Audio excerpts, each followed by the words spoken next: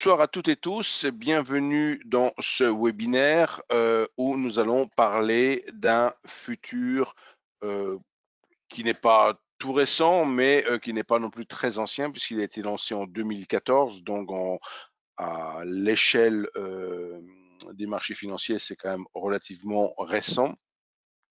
Donc tout d'abord, je suis Monsieur Weissrock, représentant la société WH Self Invest en France, à Paris, dans le 9e arrondissement, où vous pouvez nous retrouver régulièrement pour des formations. La dernière du semestre aura lieu le jeudi 23 juin prochain. Elle se déclinera en deux parties, une partie en matinée avec Éric Lefort et une partie en après-midi avec Monsieur Lermy. Donc, une formation qui se promet effectivement d'être encore riche d'enseignements. Donc, on est en phase de la mettre en ligne, hein. Elle est en partie en ligne, je pense, déjà pour la partie de Philippe, mais la partie d'Eric n'est pas encore en ligne. Tout devrait être finalisé lundi prochain. Mais d'ores et déjà, vous pouvez mettre dans votre agenda le 23, jeudi 23 juin, comme étant cette journée de formation gratuite dans nos locaux à Paris, rue Taitbout. Donc, WH Self-Invest, pour ceux qui ne connaîtraient pas, ce qui n'est pas forcément le cas des gens que je vois dans le webinaire ce soir, mais pour les gens qui nous écouteraient en vidéo et qui ne connaîtraient pas WH Self-Invest, il s'agit d'un courtier qui a été créé en 1998 par Monsieur Varmous, d'où le W, et Monsieur Hirtz, d'où le H. Voilà. Et dès lors, proposait tout de suite, dès son lancement, le trading des futurs, puis le trading des CFD en 2007, du Forex en 2005, et plus récemment, de nouveaux services comme Investu en 2020 ou Freestocks en 2022. Donc, constante innovation de la part de WH Self Invest, et on met un effort particulier, effectivement, à présenter comme ce soir un futur qu'on va associer à une stratégie, tout en comparant ce futur par rapport à d'autres futurs grâce à des outils de notre plateforme, des outils gratuits que vous pouvez utiliser, plateforme que vous pouvez bien sûr tester si vous n'êtes pas encore client. Donc, nous allons donc nous plonger tout de suite dans le webinaire, mais en tout premier lieu, il est important effectivement de faire ce petit rappel d'usage qui concerne donc les risques inhérents au trading avec des futurs ou les CFD, différence entre les deux produits. Un futur est un produit centralisé sur une bourse, comme on va en parler ce soir, un futur de Rex dans ce qui nous occupe ce soir, donc c'est la bourse de Francfort qui propose ce produit. Tous les traders de la planète vont devoir se connecter à la bourse de Francfort s'ils veulent travailler avec ce produit. Par contre, quand on travaille avec des CFD, on est dans le cadre de produits de gré à gré et chaque broker propose son propre CFD ou ses propres CFD plus exactement. Donc souvent, on va jeter un petit peu le doute sur les CFD. Maintenant, il faut bien comprendre qu'il y a le CFD et qui propose le CFD. Sous-entendu, suivant que vous soyez avec un courtier comme Self-Invest ou avec un market maker, vous n'avez pas forcément la même personne en face de vous qui a les mêmes intérêts. Nous avons des intérêts en phase avec nos clients. Nous vivons avec des commissions et nous avons besoin de vous, que vous duriez bien sûr en bourse et que vous ayez, tant qu'à faire, une majorité de trades gagnants pour que vous puissiez continuer votre activité. Là où un market maker peut très bien accepter de challenger, de prendre toute la part de votre compte, rien que sur une opération. Et là, nous, si vous perdez tout sur une opération, on aura une commission, exemple 3 euros, même si vous avez 10 000 euros sur le compte. Par contre, si vous êtes avec un market maker, les 10 000 euros sont pour lui. C'est ça la différence fondamentale qu'il faut bien comprendre, où il peut y avoir, dans le cadre d'un market maker, donc des intérêts qui ne sont pas du tout alignés sur ceux du client. Hormis cela, dans les deux cas, futur ou CFD, il faut bien sûr prendre garde à l'effet de levier. L'effet de levier, alors souvent je reçois des coups de fil, bonjour, quel est l'effet de levier chez Self-Invest pour tel produit? Non, l'effet de levier, c'est pas quelque chose, c'est pas un paramètre qu'on peut répondre au client, puisque l'effet de levier, en fait, c'est la résultante d'une opération mathématique qui correspond à la taille de position divisée par ce que vous avez sur votre compte. Donc, au plus vous avez d'argent sur votre compte, au moins vous aurez d'effet de levier quelque part. À quelqu'un qui veut travailler, par exemple, dans le cadre de ce soir, d'un futur DJ Rostox qui aurait 5 000 euros de taille de position, ben, s'il a 5 000 euros sur le compte, il n'a pas d'effet de levier. Par contre, s'il n'a que 1 000 euros, il a 5 d'effet de levier. Vous voyez bien le principe. Et donc, tous ces produits, futurs ou CFD, le broker exige une partie de la taille de position, n'exige pas la totalité de la taille de position. Donc, c'est cette notion de marge. Et là, par contre, effectivement, vous pouvez effectivement appeler votre broker en disant quelles sont les marges que vous pratiquez sur tel futur ou quelles sont les marges que vous pratiquez sur tel CFD. Là, bien sûr, c'est un paramètre qui peut être et qui est généralement très voisin. C'est pas vraiment là qu'on peut faire on peut pas dire tiens je vais chez tel broker parce qu'il a plus ou moins de marge parce que généralement les marges sont assez voisines d'un broker à l'autre. Tout a été régulé par l'ESMA il y a quelques années pour les produits de gré à gré. Et sur les marchés organisés comme les futurs, je dirais presque que c'est chez Self Invest en Europe que vous aurez les marges les plus petites. Donc voilà. Mais ce qui ne veut pas dire non plus qu'il faut en abuser et avoir et utiliser l'effet de levier maximum, bien entendu. Hein. Ça coule de source, aurais-je tendance à dire. Voilà pour ce petit rappel. Passons maintenant à notre webinaire ce soir. Pourquoi le futur en question est-il important? Donc, donc là, c'est un peu ce qu'on va aborder ce soir. Donc les 4 points qu'on va aborder ce soir. Pourquoi avoir parlé ce soir de ce futur? Voir en détail ses caractéristiques de liquidité, de volatilité, le mettre en œuvre au travers d'une stratégie relativement robuste et facile à comprendre, à mettre en œuvre et à adapter aux conditions de marché quelque part, parce qu'il faut là aussi comprendre que quand on travaille avec une stratégie, elle ne va pas forcément être en phase du 1er janvier au 31 décembre et donner les mêmes performances. Le marché est tantôt volatile, tantôt pas volatile, tantôt en tendance, tantôt en range. Enfin, les marchés ne sont pas harmonieux, enfin, ne sont pas identiques du 1er janvier au 31 décembre. Donc, il faut toujours avoir à l'esprit que quand les marchés évoluent, il faut s'interroger toujours, est-ce que ma stratégie est toujours aussi performante ou est-ce qu'il ne faut pas justement que je regarde plus en avant les paramètres. Donc, et cela, bien sûr, on peut le faire avec la plateforme de manière très rapide et facile. Donc, pourquoi s'intéresser donc à ce futur? Tout d'abord parce qu'il reflète le secteur bancaire européen et il est en quelque sorte totalement décorrélé de Rex, du DAX, pardon. On le verra un peu plus tard. Bien sûr, c'est un futur, comme j'ai dit, qui est émis par la bourse Eurex. Donc, ce futur a été lancé, je l'ai déjà dit aussi, en 2014. Et donc, on mesure la santé et les perspectives des banques européennes. Bon, on voit que depuis 2014, il n'y a pas besoin de faire un grand discours. On voit effectivement que la tendance est baissière. Même si récemment, il y a eu un vif rebond depuis le Covid, mais on a eu ensuite un reflux. Là, on est en données mensuelles, hein, donc on est en données mensuelles pour voir rapidement l'orientation long terme de ce futur.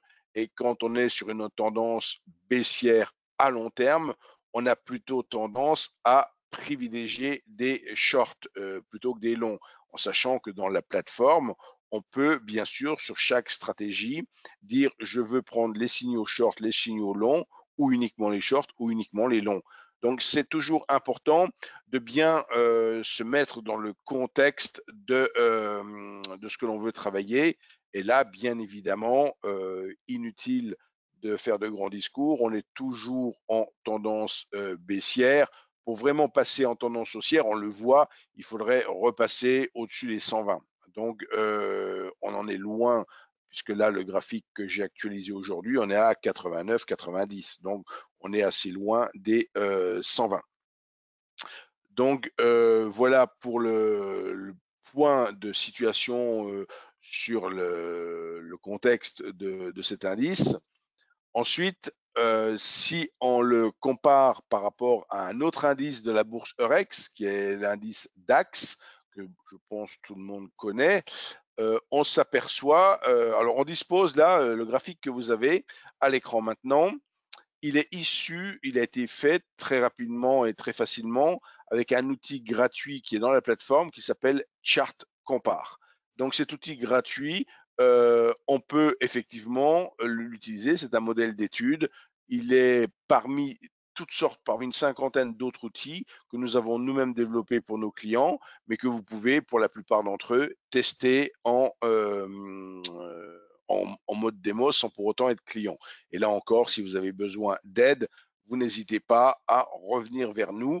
Il faut noter qu'effectivement, dans la plateforme NanoTrader, vous avez même une petite fenêtre de chat et vous pouvez effectivement contacter quelqu'un entre 8h et 22h du lundi au vendredi. Donc on voit que durant ces 5 dernières années, le DAX a lui gagné 21%, alors que dans le même temps, l'indice DigiBank a perdu 23%. Donc, bien sûr, le contexte, pourquoi les banques sont orientées relativement à la baisse ces dernières années, tout est une question effectivement de politique de taux négatifs par les banques centrales. Alors c'est pareil, c'est pas quelque chose qui va peut-être rester éternellement à la baisse, puisque vous devez juste avoir noté que ces dernières semaines, pour pas dire ces derniers jours, la politique des banques centrales a fortement évolué.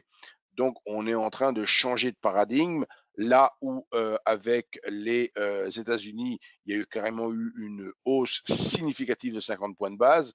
Et en Europe, on sort un petit peu du déni, là où Christine Lagarde voyait l'inflation de manière transitoire, elle commence un petit peu à prendre en compte que c'est peut-être un phénomène qui va être plus pérenne, plus long qu'une phase transitoire. Donc il va y avoir effectivement des actions aussi sur la Banque centrale européenne. Donc tout ça va bien sûr avoir un impact sur notre futur et peut-être sur l'orientation long terme.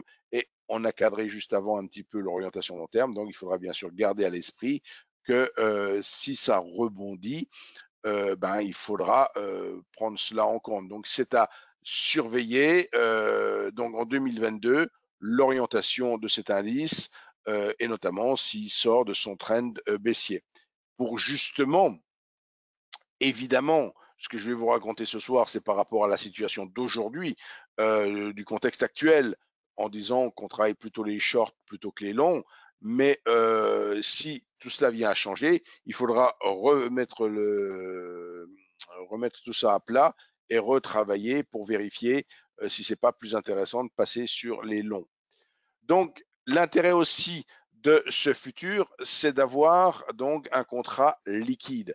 Donc, la liquidité est généralement l'inverse de la volatilité, mais dans le cas présent, on a à la fois un contrat suffisamment liquide pour véritablement intéresser aussi bien les day traders que les scalpers qui recherchent cette liquidité, mais on le verra juste après, également par rapport à des indices comme le DAX, un contrat qui est plus volatile. Là aussi, ce qui est toujours recherché par les traders.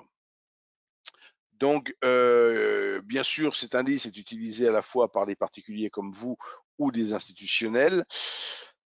Et on l'utilise d'abord pour protéger son portefeuille, surtout si vous avez des valeurs bancaires, évidemment. Pour pouvoir protéger un portefeuille, il faut qu'il y ait des investisseurs qui acceptent ce risque donc créé par la détention de la position. Donc, en conséquence, il y a beaucoup de spéculateurs sur ce futur, ce qui en fait bien sûr un produit liquide. Donc, je vous disais à l'instant, liquide, oui, mais également volatile, donc, ou du moins plus volatile, par exemple, qu'un DAX, puisque si on compare la volatilité moyenne horaire, donc on s'aperçoit que on est effectivement de 9h à 10h, on a une volatilité qui est de 2% contre 0,8 pour le DAX. Et donc, en ce qui concerne la volatilité journalière, elle est de 3,6 contre 2,1 pour le DAX. Donc, c'est plus, c'est pas beaucoup plus, bien entendu, mais c'est quand même quelque chose d'appréciable d'intéressant pour un trader. Alors, comme tous les contrats futurs, bien évidemment, comme tous les contrats futurs, ils sont régis, leurs paramètres sont décidés par la bourse qui les émet, en l'occurrence dans notre exemple Eurex, enfin dans notre cas ce soir Eurex. Donc cet indice a une variation minimale, ce qu'on appelle également le TIC, c'est-à-dire de 0,05 points, c'est le pas de cotation quelque part, hein, c'est la plus petite variation. La valeur du point est de 50 euros. Donc, on a aujourd'hui de fait une valeur nominale donc de 50 fois la cotation. Je vous disais tout à l'heure, on tourne autour de 100, un peu en dessous. Là, j'ai arrondi à 100 pour faire des calculs faciles et qui vous donnent un bon ordre de grandeur. Donc, on est autour de 5000 euros de nominal pour simplement une marge intraday de 160 euros ou overnight de 800. Donc, si vous voulez travailler en intraday, vous avez juste besoin sur votre compte, alors c'est pas juste de 160 euros, c'est juste 160 euros qui sont bloqués par la marge. Bien sûr, je vous conseille d'avoir beaucoup plus, et bien plus de 800 si vous voulez garder en overnight. Mais même si vous faites du scalping, ça vous permet aussi de pouvoir travailler avec des stops assez serrés et de travailler plusieurs contrats, la marge étant très réduite. Donc le frais de bourse décidé par la bourse Eurex est de 0,30 par lot ou par contrat. Hein, évidemment, si vous prenez 10 contrats, ça fera 3 euros.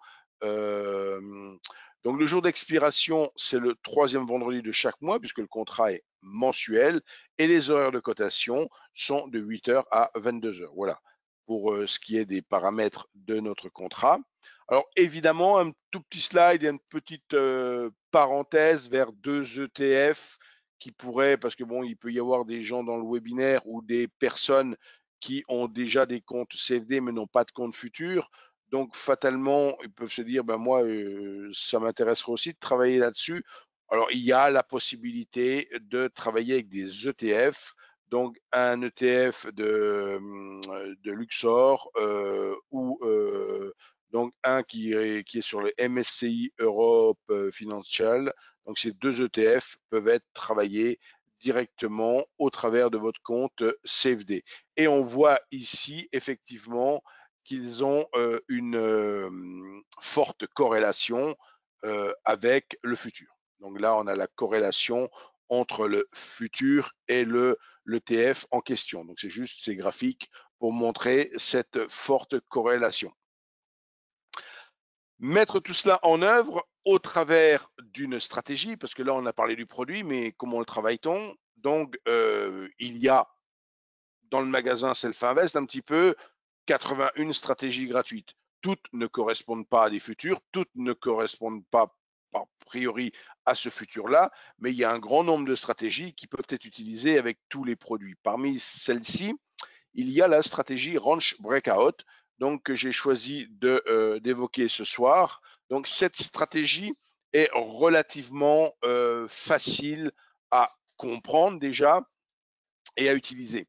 Donc, et elle donne des performances très satisfaisantes pour peu, bien sûr, qu'on l'ait adaptée aux sous-jacents concernés et au marché actuel. Donc, ici, on s'aperçoit que pour exploiter cette stratégie, il faut un certain nombre de bougies pour former un ranch. Donc ça, c'est un paramètre qu'on peut définir aussi, c'est-à-dire que combien de temps j'ai besoin, mon ranch, il se fait entre 9h et 9h40, par exemple, et à 9h40, le ranch est terminé, il est borné, et dès qu'on sort du ranch, donc ranch breakout, sorti de ce ranch, on a une prise de position à l'achat si on sort à l'achat, comme dans mon exemple graphique à l'écran maintenant, ou à la baisse, bien sûr, si on clôture sous le ranch. Voilà. Donc, de fait, et quand on prend position, on a de fait un objectif et un stop. On va voir tout ça sur la plateforme. Directement. Je pense que alors oui, voilà. Je reviendrai à ma présentation après. Je vais juste basculer sur la plateforme. Donc là, j'ai NanoTrader, voire même pour les personnes qui n'auraient pas encore NanoTrader, je passe quelques secondes sur notre site internet pour vous indiquer que si vous n'avez pas la plateforme et que vous voulez la tester, vous allez sur www.selfinvest.fr et vous allez sur l'onglet compte démo. Vous voyez, je mène ma souris. Là, on a un menu futur, CFD, action. Le quatrième choix de notre menu, c'est compte démo. Donc ici, on clique sur compte démo. On obtient un formulaire où on va choisir le flux avec lequel on veut tester la plateforme, donc CFD ou futur. Dans notre exemple, ce serait futur si on veut effectivement tester avec le futur évoqué ce soir. Vous remplissez nom, prénom et compagnie et vous mettez j'essaye la démo. Instantanément, vous avez tout qui s'affiche à l'écran, c'est-à-dire le lien de téléchargement de la plateforme et les codes pour la lancer. Tout cela vous est envoyé en double par email et vous avez 14 jours pour tester. Au-delà de ce laps de temps, il vous suffit de refaire la même opération pour relancer 14 jours supplémentaires. Vous ne perdez rien de ce que vous avez enregistré, personnalisé, etc., etc. Vous retrouvez exactement le même environnement de travail quand vous remettez de nouveaux codes. Et même le jour où vous devenez client et que vous avez vos codes définitifs, vous changez juste vos codes de démo par vos codes définitifs au lancement de la plateforme et vous vous retrouvez avec tout ce que vous avez pu faire durant vos semaines de démo. Voilà pour la partie Nano. Nano est maintenant lancé à l'écran pour donc typiquement afficher le futur qu'on a évoqué ce soir. On va cliquer sur le bouton ouvrir un graphique. Alors si vous ne voyez pas les boutons aussi gros que je les ai mis ici, c'est tout simplement parce que votre menu affichage, vous n'avez pas coché montrer texte barre outil. Si je décoche, vous voyez, ça apparaît plus petit. Donc pour des questions de visibilité, je mets montrer texte barre outil et là je clique sur ouvrir un graphique. Et quand je clique sur ouvrir un graphique, je vais avoir de fait un pop-up qui s'est ouvert sur mon autre écran. Voilà, un pop-up avec les. Alors là, vous voyez CFD Forex, c'est parce que moi, personnellement, j'ai mon compte CFD Forex et mon compte futur. Donc, j'ai les deux arborescences. Si vous prenez une démo future, vous n'aurez que l'arborescence CQJ. Dans l'arborescence CQJ, vous avez les différentes bourses sur lesquelles vous pouvez opérer. On parle de la bourse Eurex. On parle du DJ S-Bank, il est là et on peut choisir effectivement l'échéance, en l'occurrence l'échéance suivante, donc de juin ici, et on va tout simplement faire un clic droit donc pour prendre modèle d'étude, et dans modèle d'étude, on va tout simplement aller chercher dans WHSE stratégie les 81 stratégies. Alors, elles sont par ordre alphabétique. De fait, c'est assez facile d'aller chercher la range breakout. Bon, il faut juste descendre un petit peu ici parce que range R, c'est à la fin de l'alphabet. Donc, range breakout et je clique ici sur range breakout et là, j'affiche excusez-moi, mon indice Digibank avec la stratégie en question. Vous voyez le principe de la stratégie, c'est donc la formation d'un range. Si on regarde ici par rapport à l'avant-dernier qui s'est passé, il y a eu la formation du range qui s'est formé ici, le signal, et on est sorti ici sur objectif. Alors, les réglages que nous préconisons dans le contexte actuel de marché, donc c'est déjà d'ajouter, parce que là on a la stratégie brute, on peut toujours améliorer les choses. On recommande donc de mettre ce qu'on appelle un filtre flat, c'est-à-dire de définir une période. Alors attendez, il est où mon. Ah, il est là. J'ai toujours le phénomène qui ouvre sur un autre écran. Pardon. Donc, on recommande d'utiliser. Donc, j'ai cliqué ici sur ajouter un indicateur.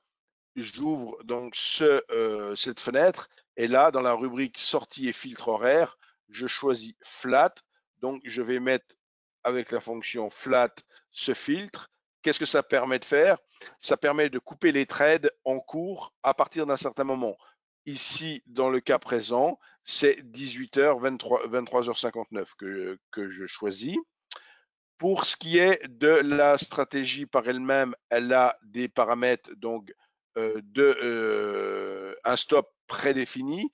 Et pour la target, on peut l'utiliser. Donc, on peut en changer le paramètre. On recommande dans le cas présent 5. Donc, dans le cas présent 5 ici. Mon filtre flat 5.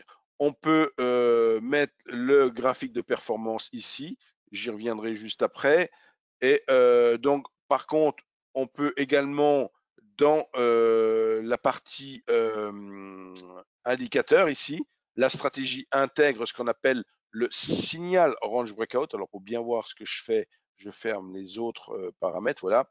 Donc ici, j'ai ouvert dans la partie indicateur. Alors cet indicateur, je ne l'ai pas ajouté à l'instant. Hein, c'est le fait d'avoir implémenté la stratégie range breakout sur mon futur qui a fait que tous ces composants de la stratégie ont été mis en place de manière automatique quelque part, sans qu'on ait besoin de programmer quoi que ce soit. C'est tout l'intérêt d'utiliser les stratégies qu'on met à votre disposition.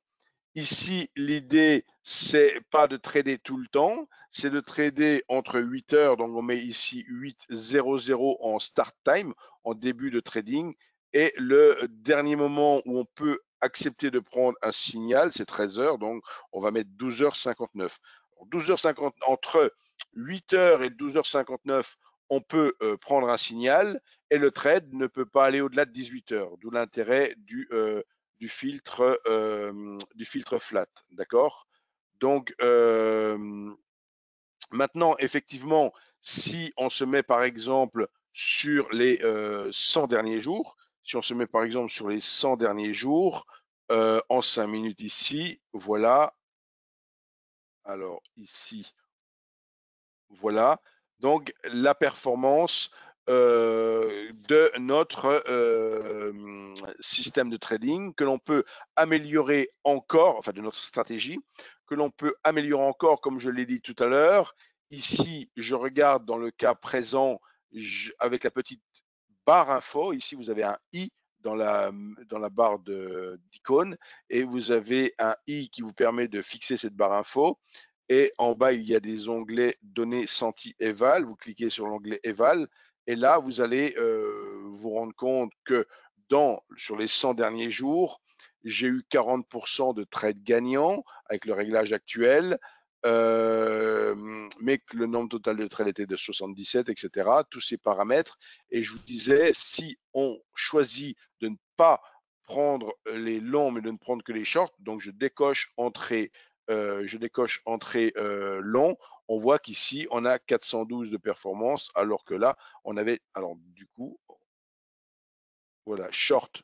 Donc avec ces réglages, tout compte fait, effectivement, on peut, là, sur 100 jours, garder les deux longs et short. Et je vous dis, d'une certaine manière, quand on a vu dans quel contexte on se situe, et là, on voit ici très bien sur le graphique des prix.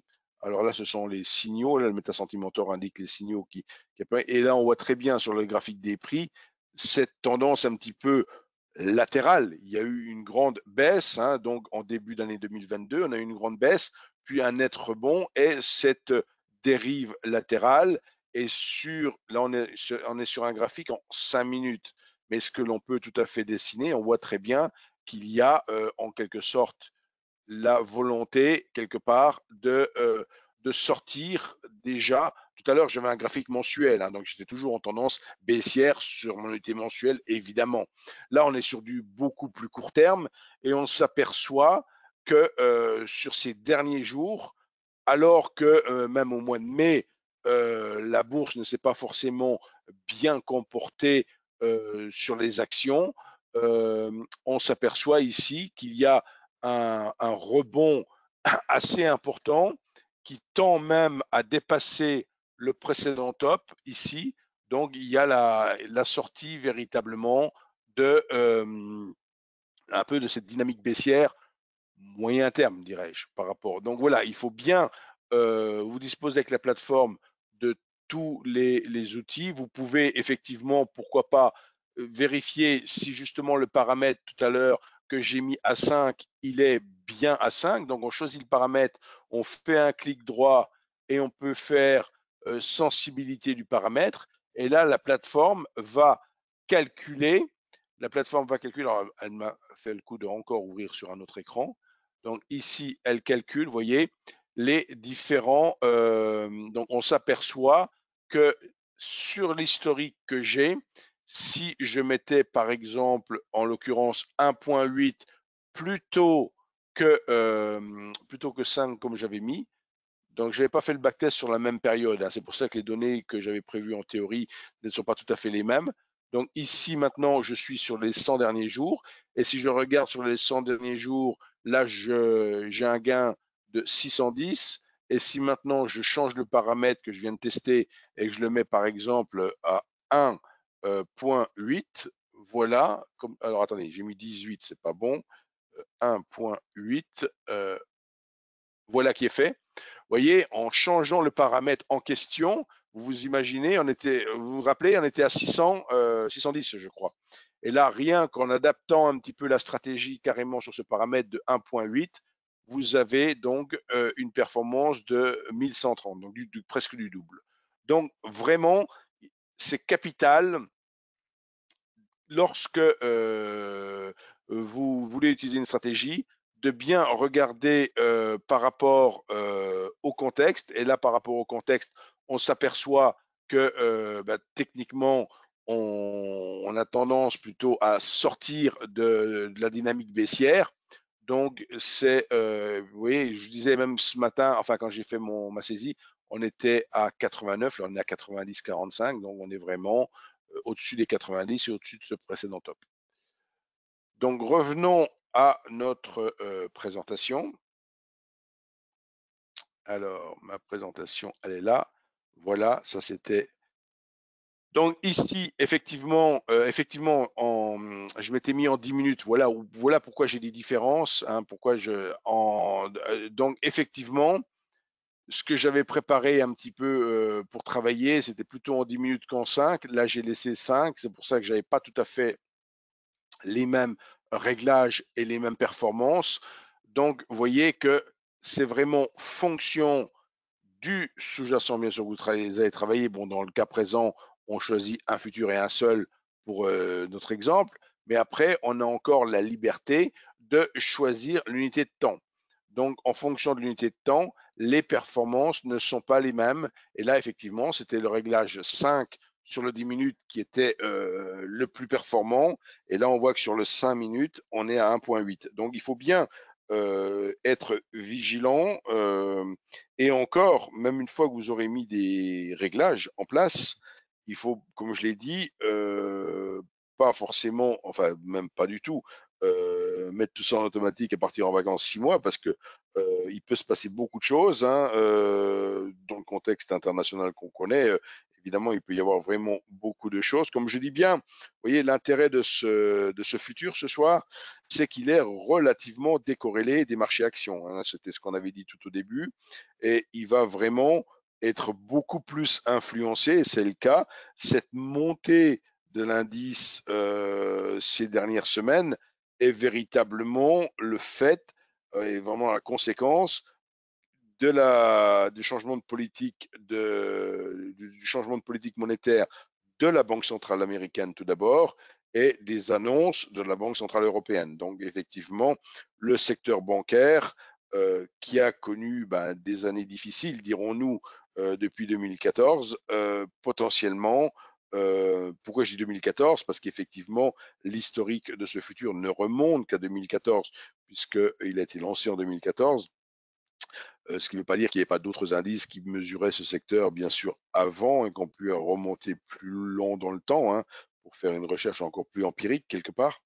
Mais voilà, il ne faut pas non plus ce qui vous intéresse. Si vous êtes des traders au scalper, il faut tenir compte du contexte, mais il faut quand même travailler les mouvements plus court terme.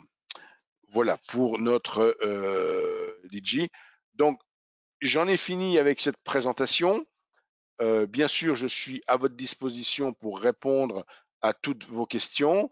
Avant cela, je passe encore 2 petits slides on va dire, d'information. Mais le but, effectivement, de WH Self Invest, c'est d'accueillir des nouveaux clients, d'aider ses clients actuels, bien évidemment, au travers de webinaires de formation et tout cela, mais d'accueillir de nouveaux clients et notamment grâce à toutes les récompenses qu'on obtient régulièrement année après année, que ce soit pour le service client, je vous disais, on est disponible en français de 8h à 22h les 5 jours sur 7, la plateforme de trading qui est régulièrement primée, les meilleures exécutions. Alors les meilleures exécutions, qu'est-ce que c'est?